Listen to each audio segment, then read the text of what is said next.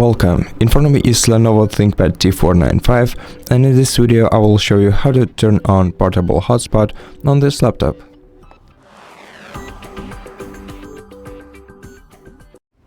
To do that, you have to click the three icons on your status bar to open the control center, then make sure that you are connected to the Wi-Fi network and click this icon to open the next page.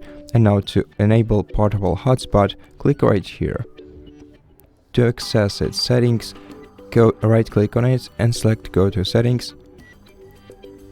And as you can see, you can toggle it right here by switching this toggle either to the left or to the right.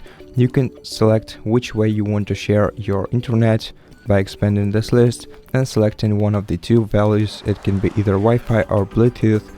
Now you can also toggle the power saving mode, which works in the way that it disables your mobile hotspot after some time when no devices were connected to it.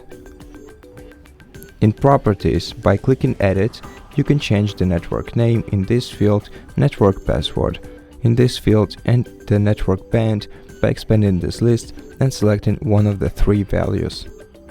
To apply settings, click Save.